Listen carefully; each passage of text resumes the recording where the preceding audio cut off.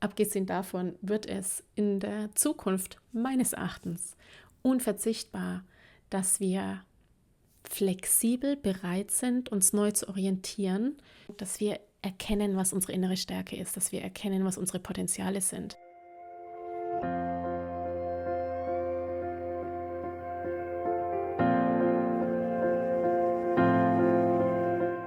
Hallo und herzlich willkommen bei Loslassen und gemeinsam wachsen, deinem Podcast rund um bewusste und bedingungslose Elternschaft. Mein Name ist Manuela Festel, ich bin Mama, Mutmacherin und vor allem Mentorin für achtsame Kommunikation und gewaltfreie Konfliktlösung mit Kindern. Und genau darum geht es auch hier in diesem Podcast. Ich zeige dir, wie du deinen Weg in eine bewusste, authentische und bedingungslose Elternschaft findest und Konflikte schließlich mit deinem Kind achtsam, respektvoll und gewaltfrei lösen kannst. Ganz ohne Schimpfen und Bestrafen. Bist du bereit? Na, dann lass uns loslegen.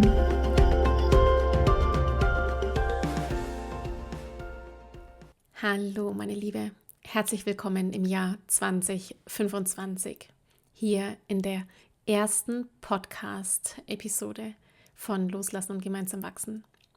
Ich freue mich so sehr, dass du hier bist, dass du nach all den Jahren immer noch da bist und hier diese Podcast-Folgen hörst, dich inspirieren lässt, Mut machen lässt und vor allem mit den Impulsen, mit guten Gedanken, ja, jeden Tag neu startest. Ich habe heute ein Thema für dich, das sich aus meinem letzten Gruppencoaching-Call in 2024 ergeben hat. In meinem Gruppencoaching von den Frauen aus Gemeinsam wachsen sprechen wir über so viele Themen, über Konflikte natürlich einerseits zwischen uns Müttern und den Kindern, also Eltern-Kind-Konflikte, aber natürlich auch Partnerschaftskonflikte und weil das Leben eben das Leben ist und die Beziehungen in unser Leben eingebettet sind, geht es dabei natürlich immer auch um so viel mehr. Im letzten Gruppencall mal wieder, es war ein wiederkehrendes Thema, sprachen wir über die Veränderungen, die sind, über den Wandel, in dem wir uns befinden, über die Herausforderungen, die kommen. Natürlich auch im Dezember 24, du hörst jetzt diese Episode in 2025, aufgenommen ist das Jahr hier jetzt noch aus dem letzten Jahr.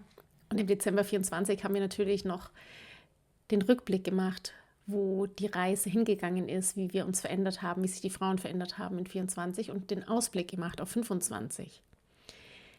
Wir haben so viele Themen besprochen, dass ich entschieden habe, das nochmal für dich in dieser allerersten Podcast-Episode für 25 vorzubereiten. Und auch tatsächlich vielleicht das ein oder andere ein bisschen strukturierter und klarer und übersichtlicher zu gestalten. Heute geht es für dich also um das Thema Wandel. Wandel, der uns bevorsteht, der Wandel, in dem wir uns eigentlich schon mittendrin befinden und über deine Rolle in diesem Wandel, den wir gerade erfahren in der Welt und warum deine innere Stärke, deine Klarheit und dein Bewusstsein über dich und deine Potenziale essentiell wird. Viel essentieller, als es jemals war in den nächsten 3, 5 und 10 Jahren. Wir sprechen also über die Geschwindigkeit des Wandels, die Digitalisierung, die gerade ist. Ich spreche auch natürlich im Rahmen der Digitalisierung nochmal en Detail über die KI, die künstliche Intelligenz, über die gesellschaftlichen Umbrüche, in denen wir uns befinden. Was das bedeutet für dich als Mama, für deine Arbeit, für deine Lebensweise und natürlich auch für deine Eltern-Kind-Beziehung, beziehungsweise für die Kinder konkret. Das heißt, ich werde hier auch nochmal Einblicke geben über das Thema Bildung und Schule und Schulsystem. Auch darüber hatten wir im Coaching gesprochen. Das möchte ich unbedingt mit reinbringen. Ja, und natürlich dann auch, was es bedeutet auf emotionaler Ebene, auf der Ebene der Identität, was es mit uns macht, die Veränderung und dich auch hinführen, gut und bewusst in dich reinzuspüren,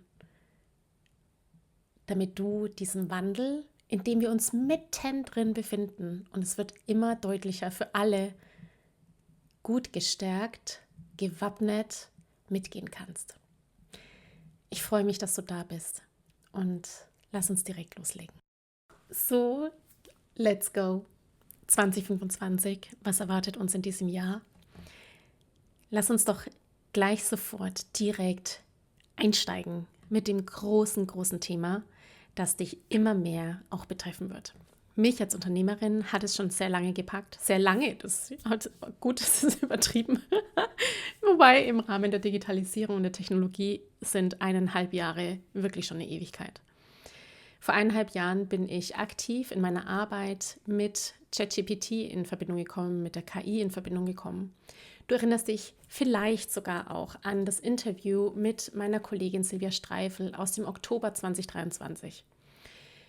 Da habe ich mit Silvia gesprochen über die KI-Revolution und wie ChatGPT unser Leben verändert. Wenn du diese Folge noch nicht gehört hast, ich verlinke sie dir in den Shownotes.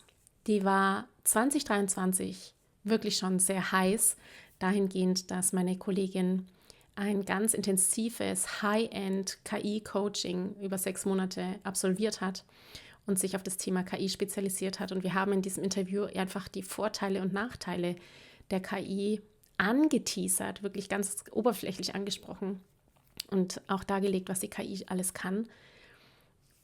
Und dabei natürlich auch gesagt, Vorteil der KI, wir kriegen mehr Zeit. Die KI wird uns viele Aufgaben abnehmen, die wir heute übernehmen. Es wird viel mehr Raum sein für uns, für die Entdeckung unseres Selbst, für Spiritualität, wenn wir das denn möchten. Nachteil natürlich auch, wie alles im Leben mit Licht und Schatten. Ein Missbrauch ist so sichtbar. Es ist herausfordernd auf moralischer und ethischer Ebene. Lass uns kurz mal überlegen, die Digitalisierung, was das für uns eigentlich bedeutet und was die KI für uns bedeutet. Ich bin mir ganz sicher, dass vielleicht in deinem Bewusstsein die Fähigkeiten der KI noch gar nicht so präsent sind. Die KI ist aber schon in deinem Alltag ganz intensiv vorhanden. Einfachstes Beispiel: Siri, Alexa, dein Navi in deinem Smartphone, überall steckt schon die künstliche Intelligenz drin. Die Algorithmen in Social Media, auch dazu im Übrigen habe ich eine Podcast-Folge, die ich dir unten nochmal in den Shownotes verlinken werde, zum Thema Umgang mit Social Media. Die Algorithmen spielen schon sehr, sehr lange dir immer wieder das zu, was du schon im Hintergrund die ganze Zeit aktiv siehst. Das heißt, deine Blase bleibt immer die gleiche. Dir wird immer das zugespielt, wovon die KI ausgeht, dass es dich interessiert, was den Raum der Möglichkeiten einfach im sozialen Netzwerken immer klein macht. Kann man natürlich alles umgehen, wenn man weiß, wie es geht. Nichtsdestotrotz, die KI ist schon in deinem Alltag drin. Dein Smart Home ist schon lebendig und all das ist schon der große Teil der Digitalisierung, der schon seit Jahren in Gang geht. Die KI, die Sprünge, die KI macht, sind unfassbar. Es ist unglaublich, was die KI schon alles kann. Von Drehbücher schreiben, Musik kreieren, den Richtern, auch das hatten wir im Oktober 2023 schon besprochen, dass im Gericht oder im Rahmen von Gerichtsprozessen die Richter die Möglichkeit haben, ich meine sogar, es ist verboten, bei uns in Deutschland bin ich mir gerade nicht sicher, das müsste ich nochmal recherchieren, jedenfalls zur Urteilsfindung die KI heranzuziehen, auch im Rahmen der Medizin, der Diagnostik. Bei der Medikamentenentwicklung hilft die KI schon mit, kann Dinge viel schneller analysieren, Daten viel schneller erkennen und zusammenbauen. In meinem Interview mit Maren Schneider, auch das kommt nochmal in die Shownotes rein, du wirst heute richtig gefüllt mit Inhalten. In meinem Interview mit Maren Schneider zum Thema Achtsamkeit hatten wir, bevor wir live gegangen sind, uns auch ziemlich lange über die KI unterhalten. Und auch hier hat sie damals ganz klar gesagt, sie geht davon aus, dass die Therapeuten eine der ersten Berufsgruppen sind, die von der KI ersetzt werden. Denn die Diagnostik, die KI machen kann, die Standardsysteme, die man da so hat, das kann man alles mit der KI füttern und die Menschen brauchen ja meistens nur jemanden, der ihnen zuhört. Das war jetzt ganz knapp abgekürzt. Fakt ist, die KI wird schon eingesetzt bei Menschen mit Demenz als Ansprechperson und es gibt auch für dich schon längst frei verfügbar Tools, KI-Tools, die dir helfen, deine Emotionen zu analysieren. Zum Beispiel die FeelWise-App. Es ist unfassbar, was es alles schon gibt, was alles für uns Sterbliche, sage ich mal, verfügbar ist, wie wir schon die KI nutzen, unbewusst nutzen, gar nicht im Blick haben, dass sie schon Teil unseres Alltags ist, aber auch bewusst nutzen können. Die KI, die Entwicklung, die sie macht, ist unglaublich rasant. Das geht gerade so schnell, dass, wie ich gerade eingangs noch gesagt habe, 1,5 Jahre im technologischen Zeitalter eine ganze Ewigkeit darstellen können. So schnell geht es momentan.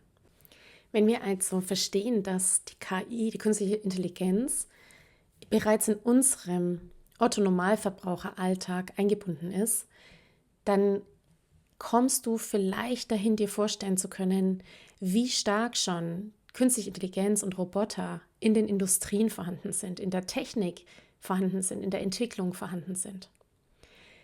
Bereits vor vielen Jahren schon habe ich ein Interview gehört und ich meine, es war Gerald Hüther und es hat mich damals so gepackt, wirklich gepackt, der gesagt hat, warum rechnen Kinder eigentlich in der Schule noch mit einem, also im Kopf so ungefähr, ein Taschenrechner ist doch viel schneller.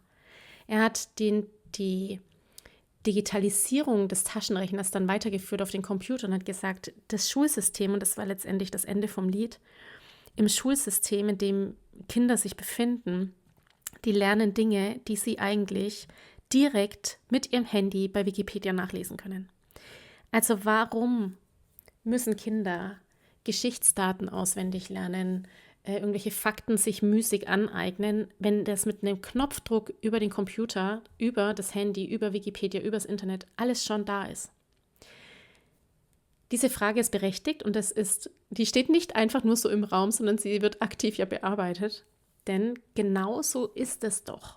Die Digitalisierung bringt heute schon und es wird in den nächsten Jahren noch so viel krasser. Ich kann dir das gar nicht sagen, wie verrückt das werden wird, es gibt ja auch schon Bestrebungen, die Digitalisierung wieder zu begrenzen, ja, und da irgendwo einen Halt zu machen in verschiedensten Bereichen, weil das so ein unfassbares Momentum gerade aufnimmt, dass es nicht mehr zu halten ist, nicht mehr zu stoppen ist in irgendeiner Form sogar. Und da stellt sich doch das Bildungssystem betreffend die berechtigte Frage, warum lernen Kinder noch heute so, wie sie lernen? Der nächste Aspekt darin, was den Wandel angeht, ist die Arbeitswelt.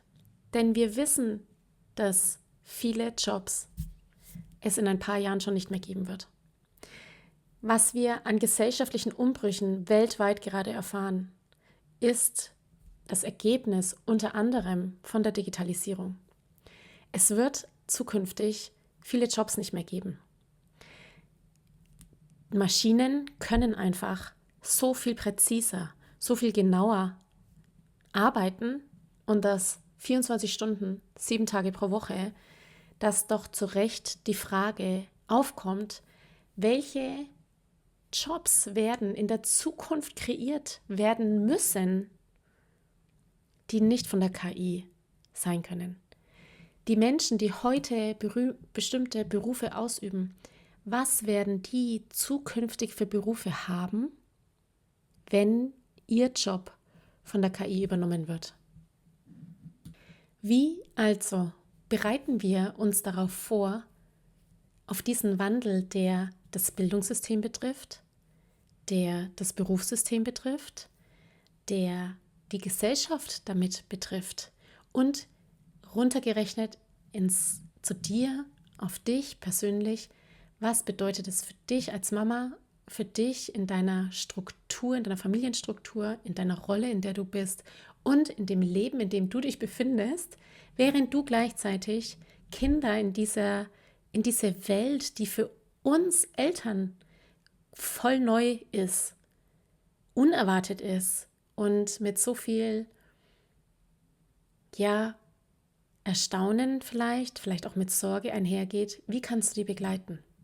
Ich möchte an der Stelle tatsächlich mit dir einfach mal in die Zukunft blicken und überlegen, was das konkret bedeutet und was es schon alles auch eben, ja, was schon alles da ist und wohin die Reise gehen kann. Denn das ist die erste Podcast-Folge in 2025 und 2025 wird ein aufregendes Jahr in jeder Hinsicht. Und vielleicht ist es für dich auch jetzt mit dem Momentum des neuen Jahres, wo wir den Schwung haben, was zu verändern, den Schwung haben, eine neue Routine anzueignen, den Schwung haben, was loszulassen und natürlich auch was Neues zu starten. Im Bereich der Persönlichkeitsentwicklung, natürlich ist da der Gedanke, wir müssen nicht bis zum Jahreswechsel warten, um was loszulassen, was Neues zu starten. Nichtsdestotrotz, der Jahreswechsel ist ein Ritual in unserer Kultur. Das ist ein fester Bestandteil unserer Kultur, dass wir dieses Kalenderjahr beenden, mit einem neuen Kalenderjahr starten und hat genau deswegen auch seine Berechtigung. Und mit diesem Schwung im neuen Jahr geht auch vieles Neues los, es verändern sich die Dinge und eben daher auch der Gedanke, vielleicht bei dir auch der Schwung, mit dieser Energie ins neue Jahr zu starten, dir die Dinge einfach, die gerade sind in deinem Leben, neu nochmal anzuschauen und zu überprüfen und dich auszurichten. Lass uns an dieser Stelle einmal überlegen, was der Unterschied eigentlich zwischen der KI und dem Menschen ist. Das ist eine Frage, die sich viele Menschen fragen, wenn wir ja wissen, dass der Roboter, die KI, der Computer, wie auch immer du es nennen möchtest, schneller, durchhaltender und effektiver arbeitet als der Mensch. Was uns als Mensch ausmacht, ist unsere emotionale Intelligenz. Wir Menschen können Gefühle wahrnehmen, Bedürfnisse erspüren. Und eines unserer Hauptbedürfnisse ist Kreativität. Weil wir neugierig sind, weil in uns die Neugier lebendig ist, wollen wir Dinge erforschen und entdecken. Wir sind intrinsisch motiviert nach Neuerungen, nach Ideen. Wir wollen was zustande bringen. Hätten wir das nicht, wären wir Menschen heute nicht so dort, wo wir sind.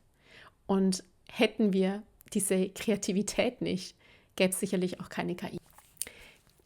Dazu gehört im Übrigen auch etwas, was den Frauen, was uns Frauen so viel mehr besonders macht, als wir uns es bewusst sind, nämlich unsere Verbindung, unsere Intuition, die wir haben. Den Zugang zu der inneren Stimme, den Zugang zur Intuition, zu diesem Gefühl, hier passt was nicht, hier stimmt was nicht oder es muss in diese Richtung gehen, ohne das aktiv verstandesmäßig begründen zu können. Diese Fähigkeit der Kreativität, die in uns ist, im Menschen ist, die kann nicht durch Algorithmen entstehen. Ich sage lieber noch nicht durch Algorithmen entstehen. Natürlich kann ich nicht in die Zukunft schauen und weiß nicht, wie weit der Mensch das treiben kann und wie diese Szenarien sich entwickeln können. Noch jedenfalls ist es so, dass das uns so vehement und auffällig von der KI unterscheidet. Wir können unser Potenzial, das, was uns Gott gegeben ist, sage ich mal, das Gehirn, das wir haben, unser Potenzial, unser Schöpfersein, das können wir nach außen bringen. Das können wir zeigen. Durch Achtsamkeit, durch Spiritualität, durch die Intuition, die wir haben, durch die Verbindung, durch die Selbstverbindung zu unserer Intuition, zu unserem höheren Selbst, zum Göttlichen, zum Universum, wie auch immer du es nennen möchtest. Das ist das, was uns so besonders macht und ganz klar, ganz eindeutig von der Maschine unterscheidet.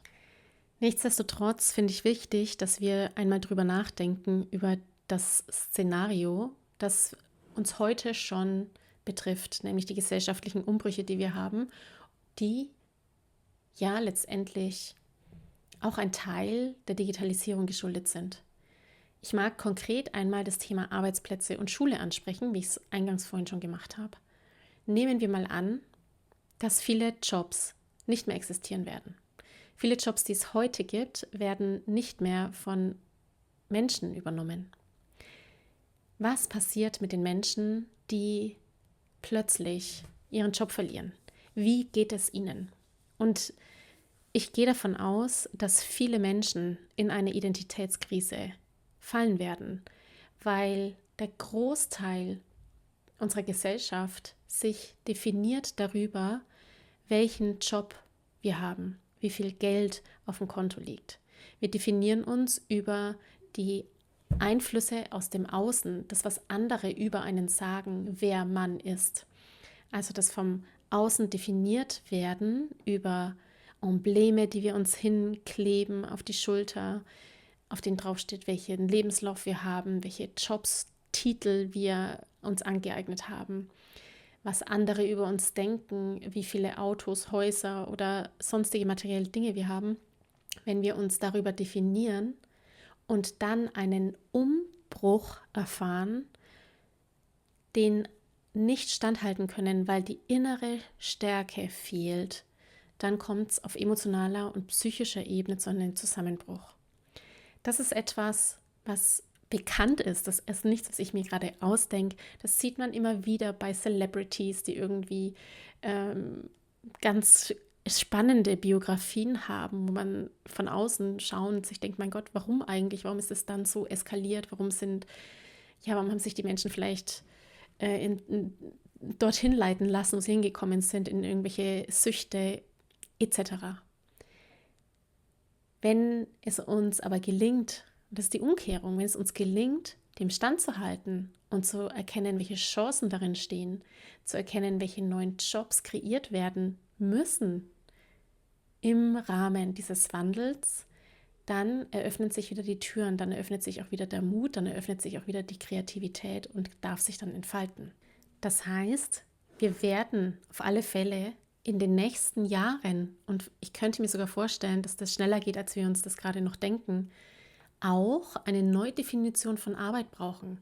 Eine Neudefinition von den Aufgaben, die wir machen, die viel mehr das in den Vordergrund stellt, was den Menschen zum Menschen macht, nämlich die Kreativität, die er mitbringt, die emotionale Intelligenz, die Intuition, also die Anbindung zu sich selbst, zur inneren Stimme und zum Höheren und die Fähigkeit, die besonders den Frauen zu eigen ist, auf die Rolle der Frau komme ich gleich auch noch zu sprechen, die Fähigkeit, Verbindungen zu schaffen, Menschen zu verbinden miteinander, soziale Interaktionen zu ermöglichen.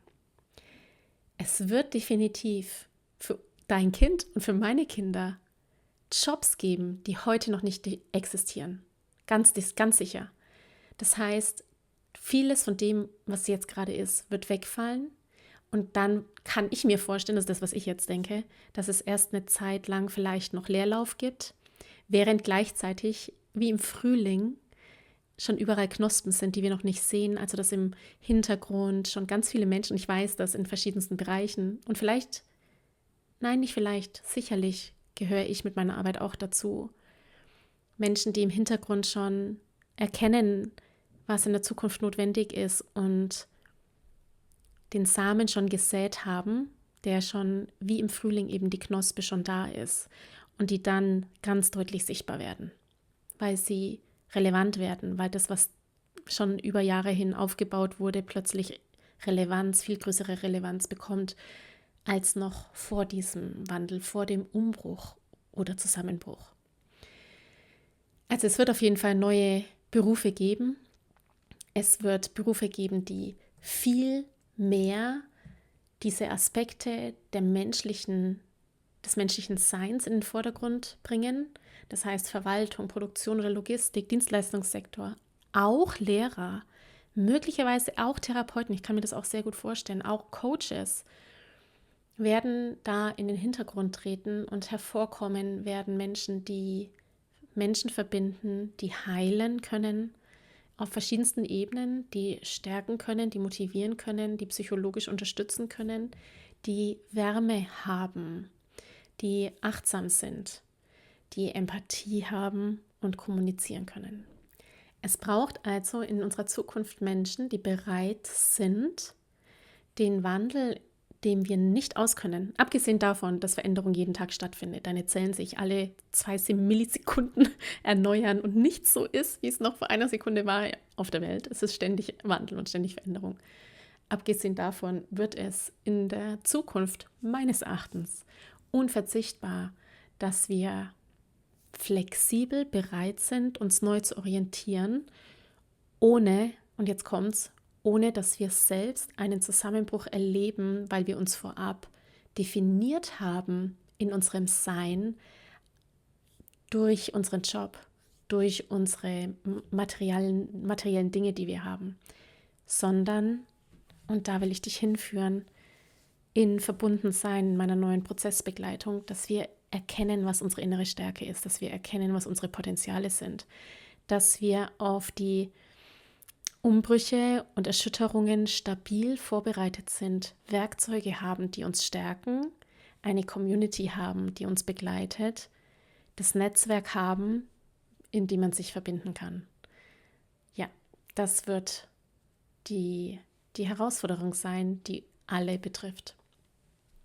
Zum Thema Weiterbildung und Lernen und Berufe mag ich direkt weitergehen, nämlich mit der Idee, wie schaut denn dann, wenn die Welt so umbricht und vielleicht auch Lehrer ihre Funktion nicht mehr derart erfüllen können, weil ja eigentlich die KI sie ersetzen kann oder aber das Bildungssystem sich verändern muss, weil das Lernen so nicht mehr stattfinden kann. Wie geht es dann auf der Seite der Kinder weiter? Und tatsächlich auch hier genau das Gleiche. Die KI kann den Lehrer heute schon ersetzen.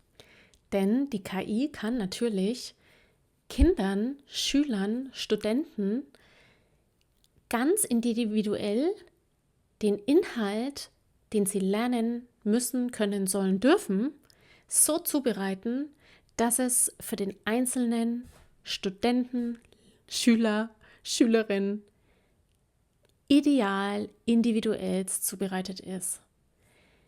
Das ist ja die Herausforderung, die Lehrkraft grundsätzlich hat, nämlich 25 Schüler, 30 Schüler zu unterrichten, wo jedes Kind, die da drin sitzt, so anders denkt, so eine andere unterschiedliche Gehirnentwicklung hat, in einem ganz anderen Stadium ist, Herausforderungen mit sich bringt. Da ist es mit der KI so viel individueller und dadurch so viel besser und so viel selbstgesteuerter. Vielleicht, auch darüber hatten wir im Gruppencoaching gesprochen, als es zum Thema Bildung ging. Das möchte ich dir auch unbedingt mitgeben. Vielleicht magst du einfach selbst mal schauen, was es alles so gibt, bereits heute schon, wie Lernen sein kann. Ein super schönes Beispiel, wie das funktionieren kann, ist Mackenzie Price. Sie ist die Gründerin von 2-Hour Learning. Du findest sie unter Future of Education. Das ist ihr Kanal. Das ist der Kanal, bei dem man sehen kann, wie Schule ausschauen kann mit der KI. Das Prinzip ist 2 Stunden pro Tag lernen. 2 Stunden pro Tag lernen mit der KI. Und zwar das, was du brauchst. Das, was der Schüler, die Schülerin braucht für ihren Status quo in ihrem Tempo. 2 Stunden, das reicht. Der Rest wird gestaltet durch Projektarbeit, durch Miteinander lernen. Das heißt, auch hier kommt wieder in den Fokus der Punkt Kreativität, das, was den Menschen zum Menschen macht, emotionale Intelligenz. Also wie können wir in der Gemeinschaft lernen? Also Bildung, die viel stärker auf emotionale Intelligenz setzt, auf soziale Intelligenz setzt, die auf Miteinander setzt, nämlich dahingehend, dass jeder Mensch Potenziale hat, die in ihm drin stecken als ein wahnsinniger Schatz. Und wenn wir es schaffen, diese Potenziale zusammenbringen, die jeder Mensch mitbringt und mit der Kreativität, die dem Menschen als eine Besonderheit inne liegt, dann können wirklich Herausforderungen der Welt friedvoll, moralisch und ethisch gut gelöst werden. Und es ist doch erstaunlich, wo wir heute schon sind. Und wenn wir überlegen, wie das in dem nächsten Jahr oder in 2 oder in 5 Jahren, wohin das führen kann, dann steht es für mich außer Frage, dass das Bildungssystem in den nächsten Jahren einen vehementen Umbruch erleben wird. Bildung kann so nicht mehr funktionieren. Bildungspläne, Lehrpläne, wie sie heute sind, wie Lernen heute ist, muss sich verändern. Es muss viel mehr Richtung Lernen mit der KI gehen, viel mehr Lernen in der Gemeinschaft, viel mehr Fokus auf soziale und emotionale Intelligenz, denn Fakten, das können wir uns alles von der KI holen. Was wir brauchen, ist kritisches Denken.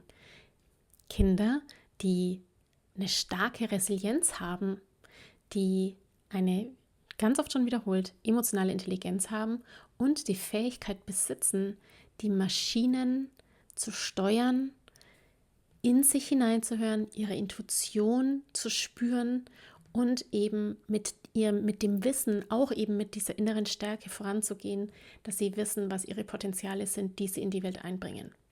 Und hier an dieser Stelle kommen wir an die unfassbare Anforderung, die du haben wirst in dieser Welt.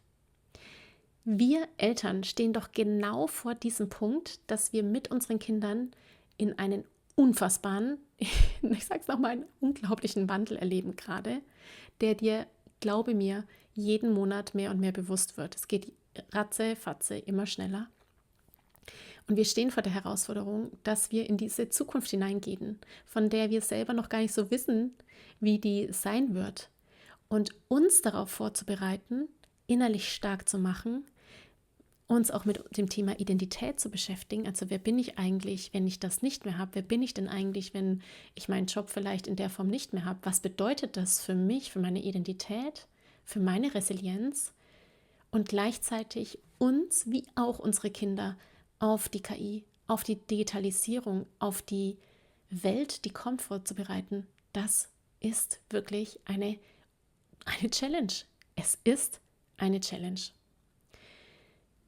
Der Weg hier, wie in der bewussten Elternschaft sowieso und grundsätzlich ist, dass alles mit uns als Eltern anfängt. Also sind wir innerlich stark, haben wir Klarheit. Wie stehen wir zu diesen Themen? Wie stehen wir zum Thema KI? Wie stehen wir zum Thema Bildung? Wie stehen wir zum Thema Arbeit und Job? Auch das, was es mit uns macht. Weitergedacht natürlich auch, wie stehen wir zu dem Thema Finanzen? Denn das ist der nächste Punkt, der sich damit automatisch eröffnet. Wenn sich Jobs verändern, wird sich zweifelsohne auch die Finanzwelt, das Finanzsystem verändern. Denn was passiert, wenn Arbeitsplätze wegfallen? Was passiert, wenn Menschen kein Einkommen mehr haben? Wie schaut es aus mit den Währungen, die es gibt auf der Welt? Welche Rolle spielt Geld in unserer Welt? Was hat es mit dem Thema Kryptowährungen auf sich? Finanzielle Unabhängigkeit, dezentralisierte Lösungen. Wie werden die sich zukünftig noch verstärken und gestalten? Wird es Bargeld noch geben? Ich denke, auch du weißt und merkst es aktiv, dass es Bestrebungen gibt, immer mehr durch die Digitalisierung das Bargeld weniger werden zu lassen, also die Scheine, die wir haben, das Fiat-Geld, das wir haben, zu verändern. Auch hier steht der digitale Euro ja im Raum. Also es sind Begriffe, die ich hier jetzt einfach so reinschmeiße, ohne weiter darauf einzugehen, die schon in unserer Welt ja existent sind und die auch schon in Bearbeitung sind und quasi teilweise auf die letzten Schritte nur noch warten, bis die dann aus politischen Gründen, aus gesellschaftlichen Gründen ja in die Umsetzung kommen. Und vielleicht denkst du dir jetzt, oh Gott, Manuela, was erzählst du mir da alles? Das ist mir alles zu viel und du bringst da so viele Sachen mit rein, die habe ich erfolgreich verdrängt in den letzten Monaten oder Jahren und eigentlich sehe ich es vielleicht schon, aber ich will eigentlich nicht hinschauen. Und ja, da mag ich einfach an der Stelle dich natürlich weichbetten und auffangen und sagen, atmen und mitgehen, denn der Wandel, der ist nicht wegzudenken. Nochmal, Wandel fängt in jeder Sekunde an, ständig verändert sich irgendetwas. Und die Frage ist immer, wie resilient sind wir, wie stark bin ich, wie sehr lenke ich mein Schiff? Bin ich am Steuer meines Autos oder lasse ich das Leben lenken und schaue, wohin es mich führt? Ich habe tatsächlich über meine Coach Fabienne Frederiksson, das ist so ihr Aufhänger und ihre Story, sage ich mal, die sie öffentlich auch erzählt. Sie hat den Satz von Dalai Lama, nämlich die westlichen Frauen werden die Welt retten. Dieses Zitat hat Dalai Lama auf der Friedenskonferenz 2009 in Vancouver ausgesprochen. Und er meinte damit, dass die westlichen Frauen, also du und ich, dass wir durch unsere Bildung und durch die Freiheit, die wir haben, die Ressourcen, die wir haben, in der Lage sind und die besondere Position haben, eine positive Veränderung in der Welt herbeizuführen. Weil Frauen und wir mit unserer weiblichen Energie, mit unserem sehr guten Kontakt zur inneren Stimme, zur Intuition, zum Thema Mitgefühl und Empathie, auch hier sind wir Frauen einfach besonders stark, haben wir die Möglichkeit eben Lösungen zu finden, andere Perspektiven mit einzubeziehen und eine Zukunft voranzubringen, die viel nachhaltiger ist. Ja, jedenfalls meine Coach Fabienne Fredriksson, die sagt immer, die westlichen Entrepreneurinnen werden die Welt verändern oder werden die Welt retten. Also die bewusst diesen Wandel mitgestalten. Und ich finde dieser Gedanke vom Dalai Lama grundsätzlich zu sagen, Frauen sind in dieser Welt, in der wir sind, immer noch lange nicht gleichberechtigt. Das wissen wir alle.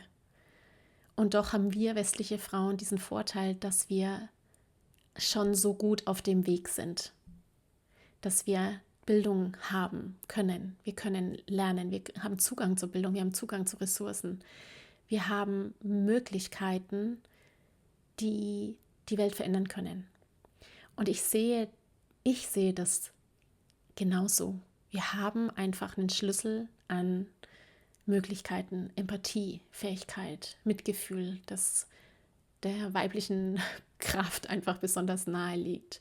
Das Thema Fürsorge, das Thema Intuition, das sind Dinge, die wir in der digitalen Welt, die uns bevorsteht, also einer viel starken technisierten, ich lasse es jetzt so stehen, ich werde es nicht rausschneiden, in einer technikdominierten Welt, in der wir hineingehen, viel mehr brauchen werden. Also wenn quasi das Gleichgewicht in der Welt Richtung männlicher Energie geht, brauchen wir das, damit die Welt in Balance kommt, natürlich auch wieder die weibliche Energie. Und da werden wir Frauen einen großen Einfluss haben müssen. Wir werden das denke ich, auch viel mehr in diese ursprüngliche Position zurückkommen, dass wir Gemeinschaften bilden, in denen wir uns echt begegnen. Also weg von eine Hand wäscht die andere, Netzwerk, was wir vielleicht negativ konnotiert haben, Richtung, wir brauchen den Zusammenhalt, wir brauchen diese Schwesternschaft, diese Sisterhood, wo jede Frau ihr Potenzial einbringen kann, ohne verurteilt zu werden oder dumm angeguckt zu werden oder bewertet zu werden, sondern wirklich dieses ganz wichtige Miteinander unter uns Frauen. Und ich bin so sehr davon überzeugt, dass wir eben dann, wenn wir uns so stärken, wenn wir uns empowern, wenn wir uns verbinden mit uns selbst und mit unserer Stärke, mit unserem Wissen und die Techniken haben, wie das geht, um diesen Wandel, diesen Umbruch, der da kommt, gut halten zu können für uns selbst, für dich ganz alleine erstmal, damit du damit gut zurechtkommst, damit du mit den Aufgaben, die kommen, zurechtkommen kannst. Und wenn es uns dann in der Masse ermöglicht wird, also in der Gemeinschaft mit anderen Frauen, dann wirkt sich das so unfassbar positiv auf die jeweiligen Familien aus, auf deine Familie, in der du bist, weil du den Halt wiedergeben kannst, deine Kinder, die ja auch nicht wissen in dieser Welt, in der so viel Neues auf sie zukommt, wie man da drauf reagiert. Und von deiner Familie, also der Kreis wird quasi immer größer. Es ist erstmal der Kreis in deinem Herzen, das Gold in deinem Herzen, das sich dann ausweitet auf die Gemeinschaft an Frauen, die sich bestärkt, auf die Familie, auf die Gesellschaft, auf die Gemeinschaft, auf die Welt. Und ich kann das so von meinem inneren Auge, so genauso wie ich es dir gerade gesagt habe, so klar sehen, was es ausmacht, wenn jede einzelne, ausgerechnet und gerade Frau diese innere Stärke entwickelt, um diese digitale Welt, die uns bevorsteht, dieser Wandel auf allen Ebenen, der schon stattgefunden hat, den du auch siehst, wenn du hinschaust, durch die Digitalisierung, durch die gesellschaftlichen Umbrüche, die sind, der Wandel im Bereich Arbeitswelt, der Wandel im Bereich Bildungswesen, der Wandel im Bereich Finanzwesen, der uns ganz klar auch bevorsteht, dass der gut gestaltet werden kann, gut im Sinne von für den Menschen dienlich, für die Welt dienlich, für eine Welt, in der wir die Erde auch nicht mehr ausbeuten, sondern mit der Natur sind, wo wir einfach wieder viel mehr in Harmonie kommen, denn das sind wir überhaupt nicht. Wir sind weit weg, meines Erachtens, von Harmonie, dass wir das gestalten können. Diesen Raum, und das ist jetzt so der Schluss für diese, doch sehr spannende erste Episode in 2025, mit der ich dich ganz und gar nicht mit Sorgen zurücklassen möchte, sondern mit diesem Ausblick, mit diesem Bewusstsein, wohin die Reise geht, mag ich dich natürlich überleitend überführen zu Verbundensein.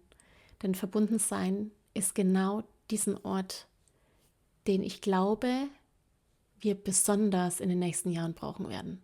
Verbundensein ist meine Prozessbegleitung, meine Community, die ich schaffe, meinen Ort. Es ist eigentlich ein Ort, ein noch digitaler Ort. Ich sage immer noch, weil ich natürlich in meiner Strategie, in meiner Unternehmensstrategie und in meiner Planung, in meinen Wünschen, die ich habe und Träumen und Visionen, die ich habe für mein Unternehmen, diesen digitalen Ort schon seit vielen Jahren natürlich auch in die Offline-Welt bringen werde. Verbundensein ist meine neue Prozessbegleitung für dich. Es ist ein Ort, es ist eine Community. Es ist vor allem eben dieser Gedanke, sich zu verbinden, und zwar auf allererster Ebene mit dir selbst. Es ist der Ort für die Mamas, die auf dem Weg der bewussten Elternschaft sind und immer noch natürlich ganz klar herausgefordert durch den Alltag des Mama-Seins mit Stress konfrontiert sind und den loslassen wollen. Es ist für die Mamas, die sich entdecken wollen und für die Zukunft stark machen wollen. Mir geht es in Verbundensein für dich darum, dass du deine innere Balance findest, deine Klarheit und deine Verbundenheit. Ich werde dir in Verbundensein in diesem Ort, in der Community, in der wir sind, alle Inhalte zur Verfügung stellen, die ich schon seit Jahren meinen Einzelklientinnen und auch in der gemeinsamen Wachsen Membership, also bei den Frauen, die nach gemeinsam Wachsen mein Mentoring-Programm weitergemacht haben, die all diese Erfahrungen schon machen durften, was es bedeutet, sich mit sich zu verbinden. Das heißt, mit der Intuition, die in uns drin ist, Klarheit zu bekommen mit den Glaubenssätzen. Auch das ist ein ganz, ganz, ganz wichtiger Punkt, dass wir uns verbinden mit den Gedanken, die wir haben, die stressauslösend sind, die uns hindern darin, unsere Träume zu leben, unser Leben so zu gestalten, wie wir uns das möchten. Es geht in Verbundensein darum, dich zu entdecken, deine Überforderung kleiner zu machen, dein Thema ich habe keine Zeit, so hinzubiegen, dass du wieder Zeit hast für die Dinge, die wichtig sind. Ich werde dir ganz viele praktische Werkzeuge geben, die spürbar deinen Alltag erleichtern. Mithilfe von monatlichen Reflexionsräumen und Workshops, die aktuell noch geplant sind, dass sie alle 2 Monate stattfinden, und regelmäßigen Impulsen zeigen, wie du mehr Selbstfürsorge in dein Familienleben, in deinen Alltag integrieren kannst, wie du das Gefühl von Überforderung kleiner kriegst, wie du mehr Ausgeglichenheit schaffst, emotionale Ausgeglichenheit, weg von, ich spüre mich gar nicht mehr, ich weiß gar nicht, was mir wichtig ist und ich kenne meine Bedürfnisse nicht und ich bin nur noch am Funktionieren, hin zu, ich kenne mich, ich weiß, wie ich mich im Stress regulieren kann, ich weiß, was meine Ziele sind, und zwar als Frau, als Partnerin, als Angestellte, als Unternehmerin, die du bist, als Mama für deine Familie, und werde dir helfen, dass du Schritt für Schritt, und das ist mir so wichtig, mache ich gleich noch den Link zu meiner Podcast-Folge zum Thema kleine Schritte, dass du Schritt für Schritt vorangehst. Denn eins kann ich dir verraten, die Dinge verändern sich, und die Frage ist, lässt du dein Leben steuern und schaust zu als Beobachterin und guckst, was mit dir passiert, oder nimmst du dein Leben in die Hand? Und dazu braucht es, und auch wenn es sich nach nach anhört und Manuela, will ich nicht. Dazu braucht es deine Verantwortung zu handeln, deine Verantwortung zu entscheiden, was du mit deinem Leben eigentlich machen möchtest. Ich werde dir natürlich im Anschluss, findest du das unten in den Shownotes, verbunden sein, meine neue Prozessbegleitung für Mamas, die auf dem Weg sind, in der bewussten Elternschaft und sich stark machen wollen für das alles, was kommt, sich entdecken wollen, innere Balance, Klarheit und die Verbindung zu sich suchen, verlinken. Bis zum 10. Januar, Freitag, 10. Januar, kannst du als Gründerin dazukommen. Gründerin deswegen, weil Verbundensein ganz neu ist. Das heißt, die Inhalte werden peu à peu mehr. Du kommst nicht in ein fertiges Endprodukt und schleust dich durch, sondern du wirst dabei sein, wie Verbundensein wächst, und zwar an Inhalten und vor allem auch an Teilnehmerinnen. Und weil das natürlich auch deinerseits ein Wagnis vielleicht ist, erhältst du Verbundensein bis zum 10.01. zum Gründerinnenrabatt für 33 € pro Monat. Natürlich kannst du jederzeit aussteigen. Du kannst jederzeit Verbundensein verlassen. Der Vorteil beim Gründerinnenrabatt ist, dass du niemals, solange du dabei bist, eine Preiserhöhung bekommen wirst, sondern es wird immer für dich diese Investition bleiben. Wenn du mehr über Verbundensein wissen willst, dann klicke auf jeden Fall unten in den Shownotes auf den Link oder schreib mir eine Mail an manuela@sprachzeichen.de und dann können wir auch gerne in einem persönlichen Gespräch einfach nochmal alle Fragen dazu klären. Ich freue mich, wenn ich dich in Verbundensein begrüßen darf. Ich freue mich so unglaublich, ich kann es gerade gar nicht so in Worte fassen, hier während ich das so live quasi aufnehme, diesen Podcast. Verbundensein wird einfach so groß. Es ist so, als ob ich die letzten Jahre, ein bisschen so, als ob ich sogar gewartet haben musste, bis Verbundensein erschaffen werden konnte. Es war wirklich ein bisschen wie eine Schwangerschaft. Es hat einfach seine Zeit gedauert. Viele Stimmen haben das schon Jahre zu mir gesagt und es war aber nicht reif. Es war in mir einfach noch nicht reif, dir das anzubieten, was jetzt da ist schon und wo ich sehe, wo es auch noch hingeht. An der Stelle mag ich dir verraten, es wird auch Experten-Interviews geben und es steht das Thema Vollmond-Meditationen regelmäßig an. Also es ist ein tolles Teil und ich bin selber ganz begeistert, daran teilhaben zu können, an diesem kreativen Ort, der jetzt endlich hat entstehen und geboren werden dürfen. Ich hoffe, du hattest heute in dieser ersten Podcast-Episode Freude und hast ganz viele Impulse bekommen, die dich zum Nachdenken bringen und gleichzeitig aber auch in dir ganz große Türen öffnen. Mach's gut, meine Liebe. Ich freue mich auf nächste Woche in Loslassen und gemeinsam wachsen. Schick dir eine ganz feste Umarmung, alles Licht und Gute an Energie, was du brauchst für 2025, damit du dein Leben ausrichten und so gestalten kannst, wie du es für dich brauchst. Und vielleicht sehen wir uns ja sogar in Verbundensein. Mach's gut. Ich danke dir von ganzem Herzen, dass du dir heute Zeit genommen hast, diese Podcast-Folge anzuhören. Wenn du noch mehr Impulse, Ideen oder Inspirationen auf deinem ganz persönlichen Weg zur bewussten und bedingungslosen Elternschaft suchst, dann abonniere unbedingt meinen Newsletter oder du folgst mir auf Instagram, Facebook oder Telegram. Wenn dir die Folge gefallen hat, freue ich mich natürlich riesig über einen Kommentar und natürlich, wenn du die Folge bei deinen Freunden und Freundinnen teilst und meinen Podcast abonnierst. Jetzt wünsche ich dir aber alles Gute. Wir hören uns sicherlich bald. Viele liebe Grüße. Ciao, ciao.